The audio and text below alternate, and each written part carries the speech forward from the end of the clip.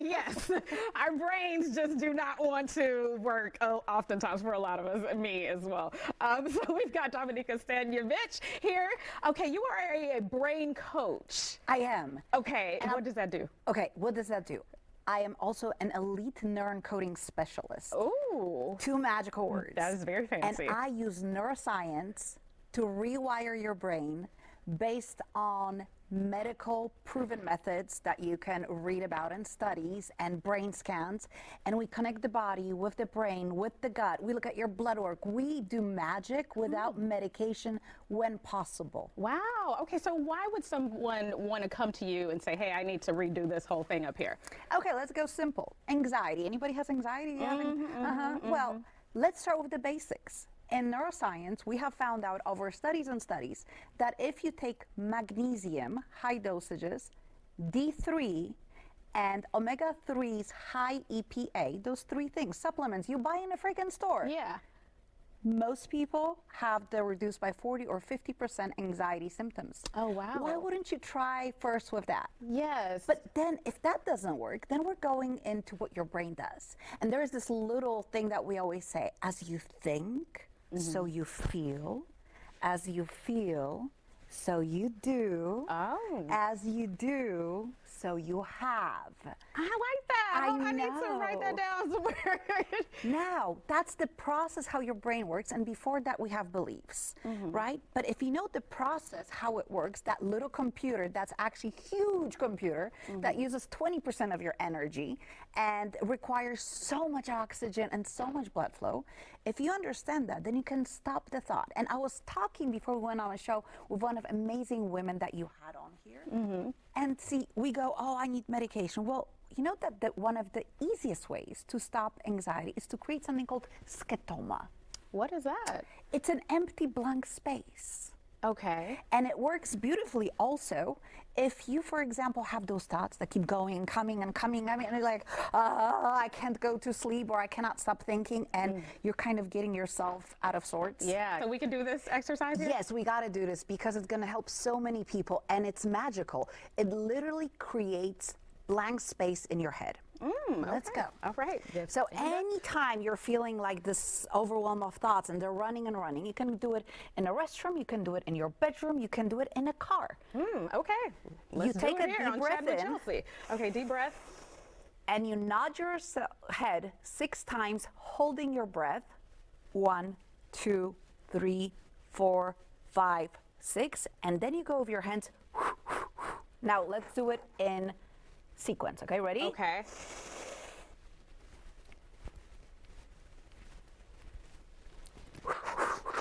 Ooh. Check your head. It feels a little lighter, actually. How about thoughts? Running thoughts? Anything there? No, I'm pretty clear. Pretty clear. I know. Yeah. So how many times do people need to do Once. that? Just once. and Once then- you break the cycle. Oh, wow. Okay. I love that. That's something that they could do anywhere. We hacked your psychology with your biology right now. Nice. I love know. that. That's such an easy trick. That is so helpful. Okay, so you're going to tell us how to gain power over our thoughts. We're going to take a quick commercial break and we'll be right back. Hey, besties, we're back with your brain coach showing us how to retrain our noggins up here. So if people want to really get power over those thoughts, because you said that's right, that's what creates the life that you want, how do they do that? Well, first of all, remember what we did at the beginning. As you think, so you feel. As you feel, so you do. As you do, so you have. Well, as you think is actually creates chemical releases.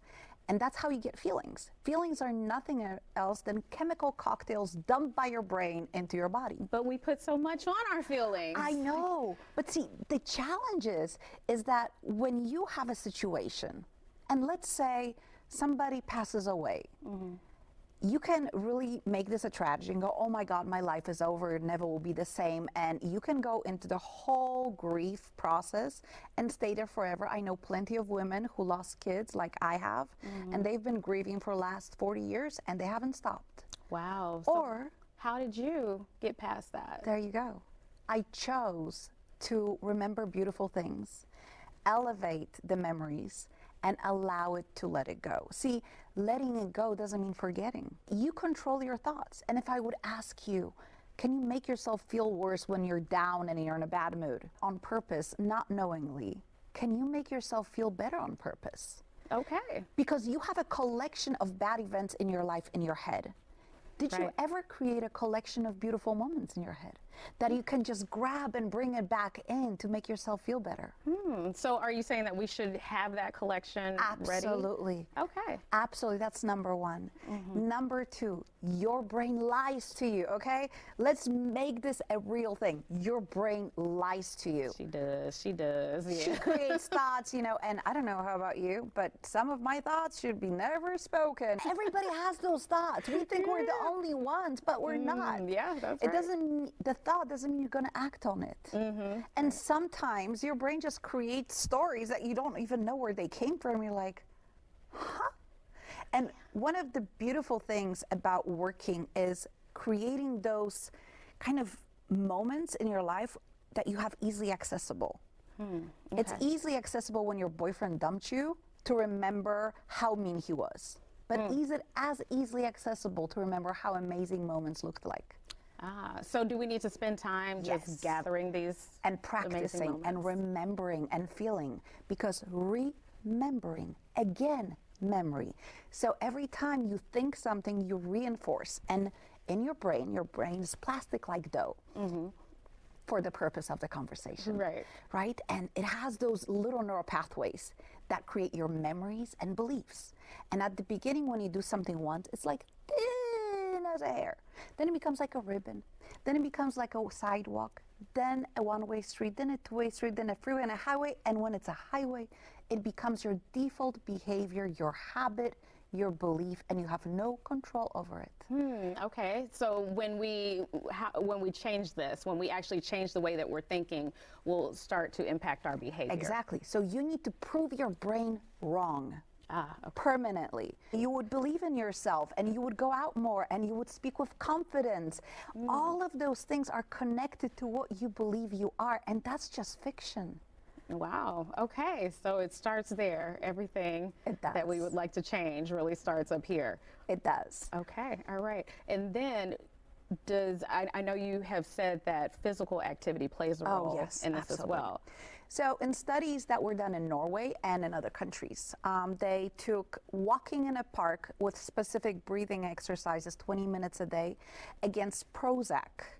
Over a year period of time, walking was more effective with getting you out of depression than taking Prozac. Oh, wow. So more effective. Yes. Over a year period. Now, don't get me wrong, medication is necessary, but there are plenty of things we can do to stop that. There are plenty of things that we can improve your life based on science, medical knowledge, how your brain functions. That is easy and simple. Walking in a park, concentrating on things you see, 20 minutes a day. Have you ever seen a person who's truly depressed getting up and dancing? Not truly depressed. Not truly depressed. Yeah. So getting up and dancing, guess what? Gets your body moving, gets the oxygenation flowing to your brain. And one of the things that I love about neuroscience and what we teach and we practice, and again, it's not for everybody. Nothing is for everybody, right? But you got to try, because very often you feel down for 2, 3, 4 days. That's not depression, girl. That's just a depressive state. Depression starts after 2 weeks when you're not getting out of bed. You have to feel down. You have to feel happy. You have to feel angry. All of those feelings are good. But what we're trying to do is retrain your brain so the highs are not that high and lows are not that low. We want them in a spectrum that you can control, that you can live your full life experiencing all those feelings. We're human. We need the human experience, right? Yeah, I love that. Okay, so if people are interested in learning more about neuroscience and how it could change their lives, where do they start? Well, neuron coding, brain science, you can find me, first of all, and I'm in Houston, Your Brain Coach D. And you can go there. You can find me on social media also with Your Brain Coach D. And my first and last name, it also works. Okay. And I absolutely love giving tips like we did before. So you can literally change your life by choice. See, if you and me, we would like listen to those people that we listen to and we would learn all those things and we would actually do them, they would be out of a job. Okay. All right. Well, I'm going to start some doing right now. Doing is the key. Knowledge is not power. Knowledge is potential power. Doing is power. I know plenty of very smart people that are miserable and broke. Well, we don't want to be that. No. All right, so I'm going to get to doing, starting with the workout. You said that helps the brain. Absolutely. So we're going to do a workout after this. That was just 20 minutes, super powerful though. It's supposed to be like hours working in the gym. Love it. We'll be back.